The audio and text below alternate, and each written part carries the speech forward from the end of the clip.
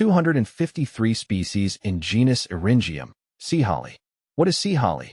My name is Vu, and I've always been drawn to the unique and the unexpected in the plant world.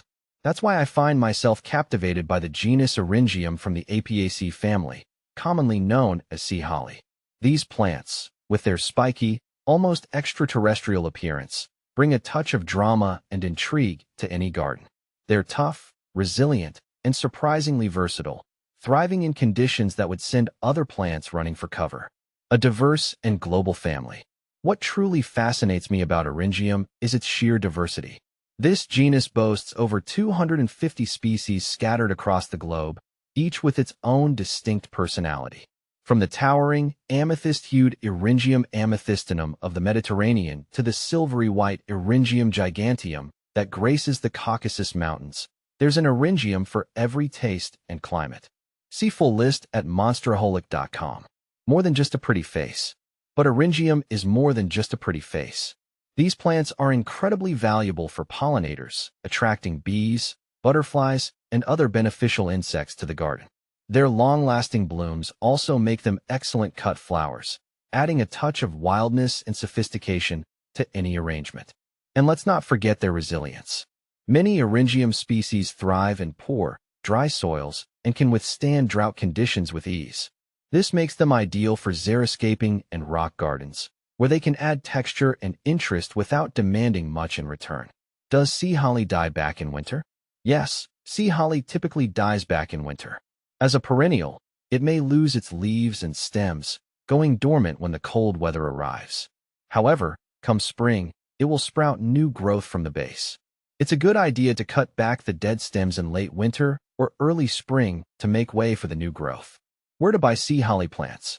You can find sea holly plants at most garden centers and nurseries, especially those that specialize in perennials.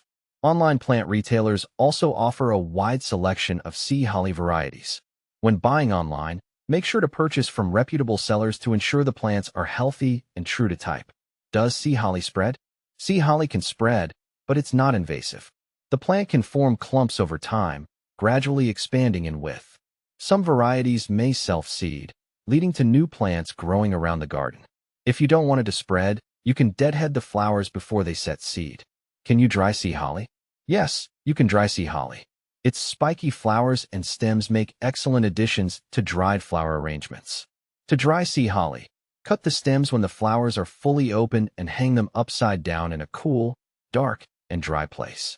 This method helps retain the color and shape of the flowers. Do deer eat sea holly? Sea holly is generally deer-resistant due to its spiny leaves and stems. Deer tend to avoid plants with tough, spiky foliage, making sea holly a good choice for gardens where deer browsing is a problem. Does sea holly bloom the first year? Sea holly usually blooms in its second year. When grown from seed, the first year is typically spent developing strong roots and foliage.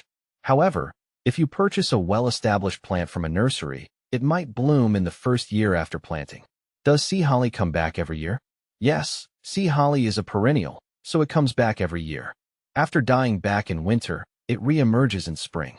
With proper care, it will continue to thrive and produce beautiful blooms each year. Does sea holly need full sun? Sea holly thrives in full sun. It requires at least 6 hours of direct sunlight daily to produce its best blooms. It can tolerate some partial shade, but too much shade can lead to fewer flowers and weaker growth.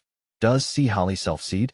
Some varieties of sea holly can self-seed, meaning they will drop seeds after flowering, leading to new plants the following year.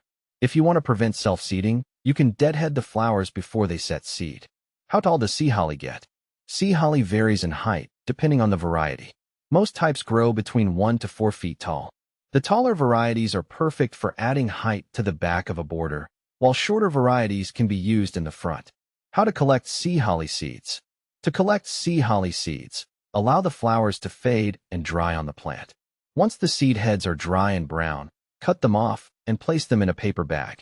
Shake the bag to release the seeds, and then store them in a cool, dry place until you're ready to plant.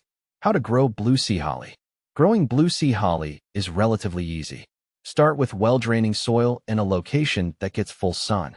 Plant the seeds or seedlings in spring, spacing them about 18 inches apart. Water them regularly until they are established, but avoid overwatering. Once established, sea holly is drought-tolerant and requires little maintenance. How to propagate sea holly? Sea holly can be propagated by seed, division, or root cuttings. The easiest method is to divide mature plants in spring or autumn.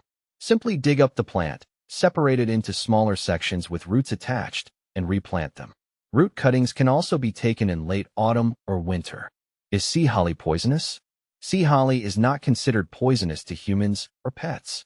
However, like many plants, it's a good idea to keep it out of reach of pets and children who might be tempted to chew on its spiky leaves or flowers. Sea holly versus globe thistle. Sea holly and globe thistle are often confused due to their similar appearance. Both have spiky, ball-shaped flowers, but sea holly typically has blue or silver blooms and more intricate, jagged leaves. Globe thistle, on the other hand, has rounder, more globe-like flowers and simpler leaves. Both are excellent for attracting pollinators and add unique texture to gardens. How to care for sea holly? Caring for sea holly is straightforward. Ensure it's planted in well-draining soil and gets plenty of sunlight. Water it sparingly once established, as it prefers drier conditions.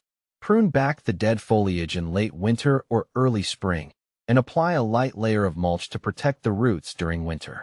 What to plant with sea holly? Sea holly pairs well with other sun-loving, drought-tolerant plants. Consider planting it alongside lavender, Russian sage, or ornamental grasses for a stunning display. Its blue flowers contrast beautifully with yellow or orange blooms like those of black-eyed Susans or Coreopsis. A gardener's delight. For me, cultivating Eryngium is a rewarding experience. I love watching their spiky foliage emerge in spring, followed by the dramatic appearance of their cone-like flower heads. They're a constant source of fascination, changing in color and texture throughout the seasons. Whether you're a seasoned gardener or just starting out, I encourage you to give Eryngium a try. These unique and captivating plants will bring a touch of wild beauty and resilience to your garden, rewarding you with their stunning presence for years to come.